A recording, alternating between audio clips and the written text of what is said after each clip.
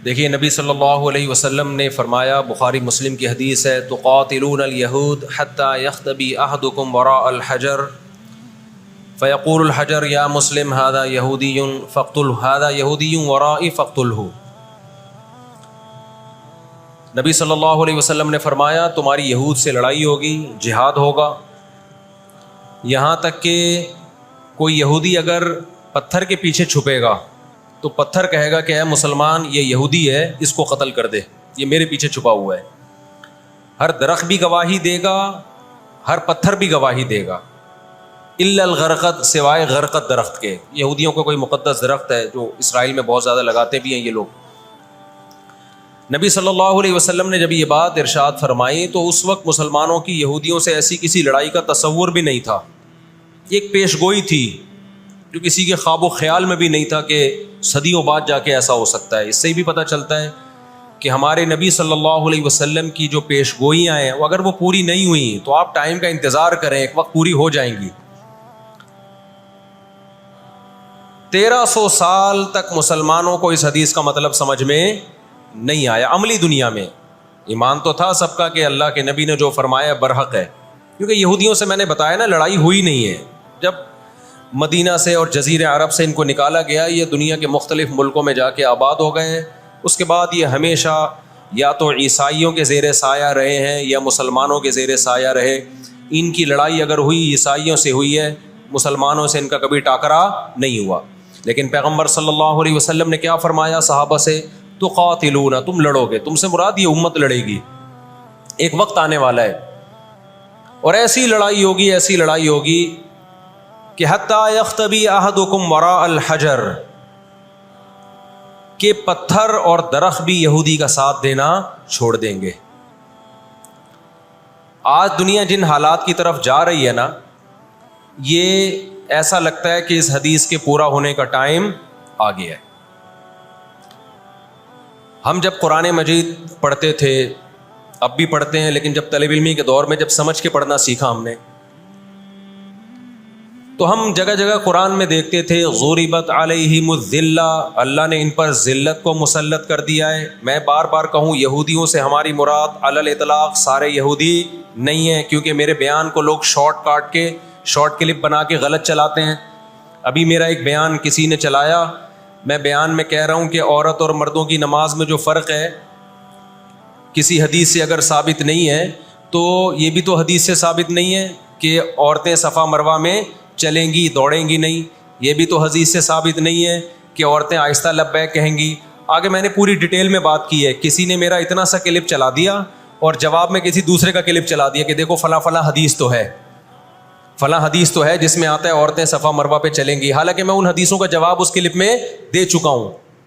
Number 1 وہ مرفوع حدیثیں نہیں ہیں، نمبر 2 وہ صحیح روایتیں نہیں ہیں، من گڑت ہیں، یا تو بہت درجے کی ضعیف ہیں، اس قابل نہیں ہے کہ ان کو دلیل کے طور پہ پیش کیا جائے۔ لیکن شرارتی نے میرا آدھا کلپ چلایا اور دوسرے اسکالر کا میرے مقابلے میں لگا دیا۔ نیچے لوگ کہہ رہے ہیں مفتی کو حدیثوں کا نہیں پتہ اور ان صاحب کو حدیثوں کا پتہ ہے۔ تو آپ کر لیں جو مرضی کرنا ہے، قیامت میں اللہ حساب و کتاب لے لے گا۔ تو میرے کلپ لوگ ادھورے چلاتے ہیں۔ ہمیں اللہ کا شکر ہے، ان لوگ، ہم نہیں کہہ رہے ہم بہت بڑے فنٹر ہیں، یہ جو آج کل کے یوٹیوبرز آ رہے ہیں نا، جو نئے نئے اسکالرز آ رہے ہیں، ان سے قرآن کا بھی الحمدللہ زیادہ پتہ ہے، حدیثوں کا بھی ان سے الحمدللہ زیادہ پتہ ہے۔ ہم نے جن استاذوں سے حدیثیں پڑھی ہیں نا، ان کے 20-20 سال کے تجربے ہیں حدیث پڑھانے کے، اور وہ اردو میں نہیں پڑھاتے ہیں، وہ عربی میں پڑھتے ہیں، عربی میں پڑھاتے ہیں، اور اسماء الرجال کے بڑے بڑے علامے ہیں۔ سمجھتے ہو کہ نہیں سمجھتے؟ اور میں نے تو دور حدیث جو کیا ہے نا، دور حدیث ہم نے تو الگ ہی سٹائل میں کیا ہے۔ ہم پر تو پابندی تھی کہ جب حدیث کا سبق ہوگا تو ہم نے خود عربی کتابیں دیکھ کر، عربی شروحات دیکھ کر لیکچر کو تیار کرنا ہے، سند بھی خود پڑھنی ہے، سند کی بحث بھی، اور پوری بحث بھی خود ہی تیار کرنی ہے۔ تو اس سٹائل میں جب انسان حدیث پڑھتا ہے تو اس کی استعداد اور زیادہ بڑھ جاتی ہے۔ آج کل کے جو نئے نئے اسکالر آ رہے ہیں، ان سے کہو کہ بغیر زبر زیر پیش کے نا حدیث کی ایک سند پڑھ کے دکھا دیں، مفہوم تو اگلی چیز ہے۔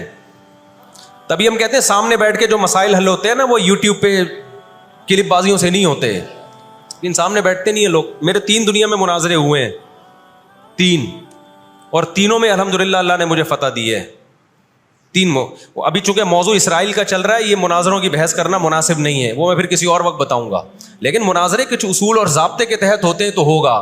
بغیر ضابطوں کے کوئی بھی آ کے بیٹھ کے مرغوں کی طرح لڑنا شروع کر دے, اس کو بحث مباحثہ نہیں کہتے, اس کو مرغوں کی لڑائی کہتے ہیں. تو مرغوں کی لڑائی میں ہم اپنے آپ کو نہیں دھکیلتے, ہم ٹرم اینڈ کنڈیشن فکس کر کے بات کرنے پر آمادہ ہوتے ہیں. سمجھتا ہے کہ نہیں سمجھتا؟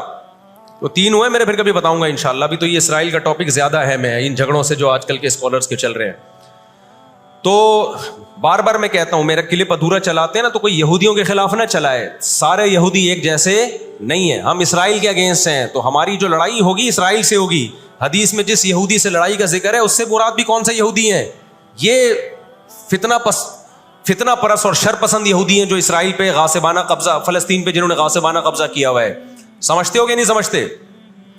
تو آپ صلی اللہ علیہ وسلم نے فرمایا کہ تقاتلون الیہود, تمہاری جنگ کس سے ہوگی؟ یہود سے ہوگی. دجال کس کا سپورٹر ہوگا؟ بولتے کیوں نہیں؟ ابھی تو دجال آیا نہیں ہے اور آپ نے بولنا چھوڑ دیا ہے. جب آئے گا تو پھر تو اچھوں کی بولتی بند ہو جائے گی. کس کا سپورٹر ہوگا وہ؟ ہاں, میں عرض کر رہا تھا کہ ہم جب قرآن پڑھتے تھے ضربت علیہم الذلہ, قرآن کہتے ہیں ہم نے ذلت ان کے اوپر دے ماری ہے ان فسادوں کی وجہ سے جو یہ کرتے رہے ہیں دنیا میں, ان فسادات کی وجہ سے. ہم جب پڑھتے تھے ہم کہتے تھے اے اللہ آج تو یہودی ذلیل نہیں ہے. اسرائیل کتنا پاورفل ہے کہ گچی کس کی پکڑی ہوئی ہے اس نے؟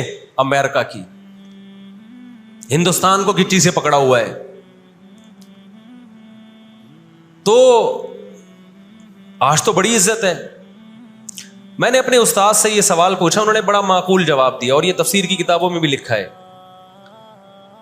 دیکھیں آپ یہودیوں کی ہسٹری اٹھا کے دیکھیں نا, ہمیشہ کوئی نہ کوئی ایسا ان پر مسلط ہوا ہے جنہوں نے ان کی شرارتوں کا مزہ ان کو دنیا میں چکھایا ہے.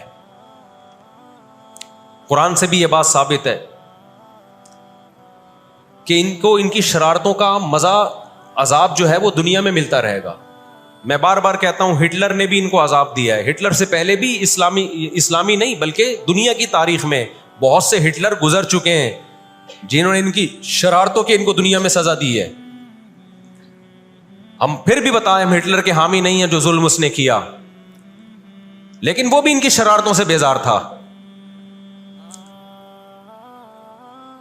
قرآن کہہ رہے ہم نے ان پر ذلت کو دے مارا ہے. دنیا میں بہت دفعہ رسوا ہوئے یہ.